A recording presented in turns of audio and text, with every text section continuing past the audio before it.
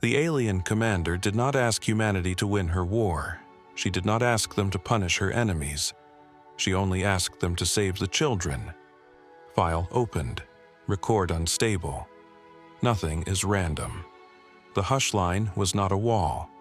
There was no gate in space, no warning lights, no bright border between safe space and forbidden space. There was only darkness, a long, silent stretch between the stars. Most species had the same rule: do not cross the Hushline. Ships that crossed it sometimes returned damaged. Sometimes they never returned. And sometimes they came back different. That was where the Dhurmakk transport Stonewake was dying. And that was where Commander Brakka Vuld had to choose between her pride and the lives of her people. Brakka Vuld stood on the bridge of the Stonewake. Her black and bronze armor was cracked. Blood marked one side of her face. Smoke moved across the ceiling. But Brakka did not move like someone afraid. Dhurmakk commanders were trained to stand straight, even when their ships were dying. A young officer looked up from his console. "Commander, the Draukkem ships are still following." Brakka asked, "How many?" The officer answered, "3 confirmed, maybe 4. The Hushline is breaking the signal." Brakka looked at the dead engine display. "And our engines?" The officer lowered his eyes. "Main drive is dead. Secondary drive is unstable. We can move, but not fast enough." The bridge became quiet. Everyone understood. The Stonewake was not a warship. Its lower decks were full of wounded civilians, old workers, families, and children. A voice came through the internal channel. "Civilian Deck 7 is losing pressure. We have children trapped near the lower hatch." For 1 second, Brakka closed her eyes. Then she opened them again. "Open all distress channels," she said. One of her officers turned slowly. "Commander?" Brakka did not look away from the window. "You heard me."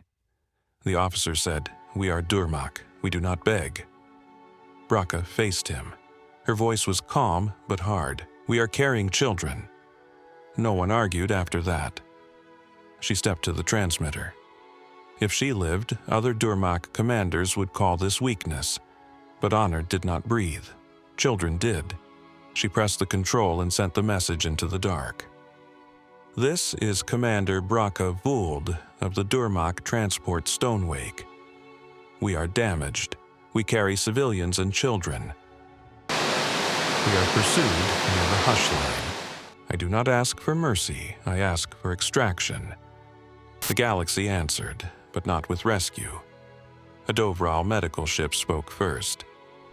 "We hear you, Stonewake. We can receive wounded if you leave the Hushline zone." Brakka looked at the dead engines. "We cannot leave." After a pause, the Dovral voice returned, smaller now. "We are sorry." Then an Ulshok station answered. "Survival chance below accepted rescue threshold. Entry into the Hushline is not advised." Another signal followed. "No authorization to enter contested space," another said. "Draukkem pursuit makes intervention politically impossible." Another said, "Hold position if able." Brakka almost laughed. "Hold position with dead engines. Hold position with children in broken decks. Hold position with Draukkem weapons behind them." Then a new voice cut through the static, human, rough, close. "Stonewake, this is Captain Dain Halvek of Mercy 12.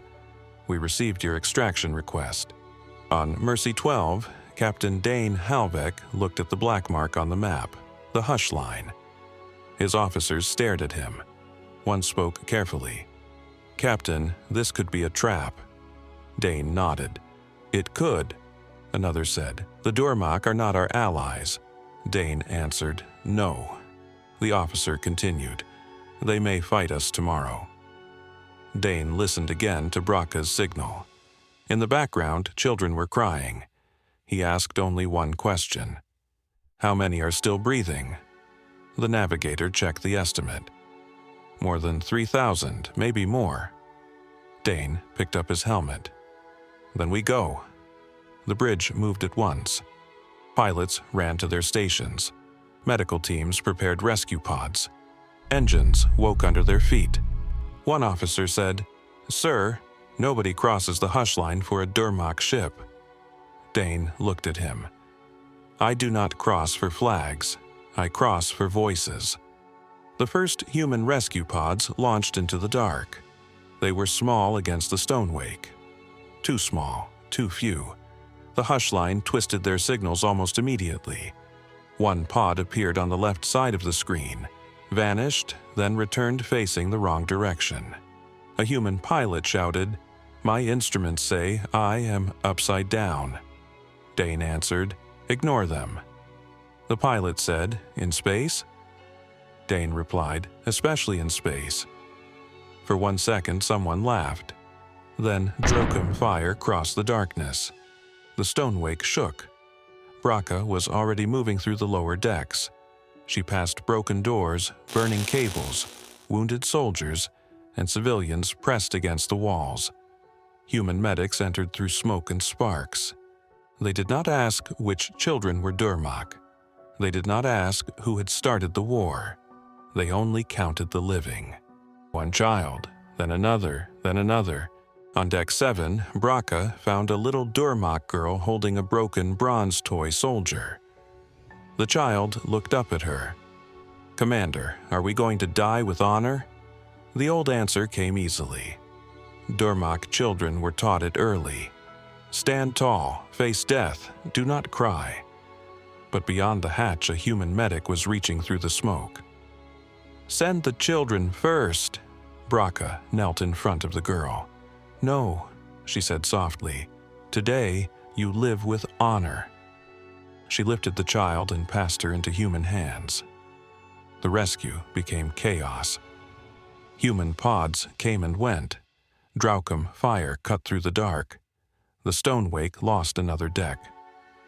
Brakka stayed until every civilian marker she could see was moving toward extraction. Then the Draukkem ships changed formation. One of them moved into position for a final shot. It was not aiming at the engines. It was aiming at the civilian spine. On Mercy 12, Dain saw the shot before it fired. The navigator said, "If they hit that section, the transport breaks." Dain asked, "How many still aboard?" The answer came fast. "Hundreds, some children still moving." Dain did not hesitate. "Put us between them." The navigator turned. "Sir, that puts Mercy 12 in the firing line," Dain said. "I know." The navigator whispered, "We are a rescue carrier." Dain's voice stayed calm. "Then rescue." Mercy 12 moved, slow, heavy, already damaged by the Hushline pull. The human ship placed itself between the Draukkem guns and the stonewake. The Draukkem fired. White light filled the bridge. Then everything stopped. No alarms, no engines, no voices. For 13 seconds, the galaxy did not go dark. It went quiet. In the silence, a whisper moved through Dain. "You were not the first." Then sound returned. Dain forced himself upright. "The stonewake?" The navigator coughed. "Still intact." Dain asked, "The children?" "Still moving." Dain breathed once. "Then we are not done." The last rescue pod left the stonewake 6 minutes before the transport broke apart. Brakka was inside it. She had refused to leave until every civilian marker was clear. Through the small window, she watched the stonewake fold into the dark. It did not explode. It seemed to fall inward, as if the Hushline had closed a hand around it. When the pod doors opened inside Mercy 12, the hangar was full of wounded civilians, crying children, and human medics shouting orders. Then Brakka saw Dain Halvek, tall, bald, blue eyes, short beard, blood on his forehead. He looked tired, not proud, not victorious, only relieved. Brakka walked to him. "You crossed the Hushline for my people," she said. Dain looked toward the children. "No," he said, "for them." Brakka placed one fist against her chest, a Dhurmakk sign of debt. "I will remember this," she said. Dain gave a small nod. "Remember the living first." Hours later, Brakka opened the official rescue report. The Stonewake was listed as lost. Civilian survival count was high. Human support was marked as limited. Brakka searched for Dain's name. It appeared for 1 second. Captain Dain Halvek. Then the letters flickered. Dain H. Vek, then D. Nhan, then symbols, then nothing. Brakka said, "Computer, restore human pilot identification." The answer came flat and cold. No confirmed human pilot crossed the Hushline during this operation. The rescue pods were in the files. The children were in the files. But the lead pilot was blurred. His voice was missing. Brakka turned to her officer. "Do you remember the human captain?" The officer looked confused. "What human captain?" Brakka closed her eyes. Tall, bald, blue eyes, blood on his forehead. For them. She remembered. A new line appeared on the screen. Nharven archives. Witness trace active. Then another. Local file refused. Then one final line. The archive remembers. The screen went black. Brakka took an old manual recorder from her armor.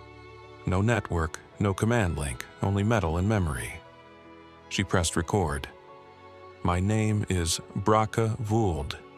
I commanded the Stonewake.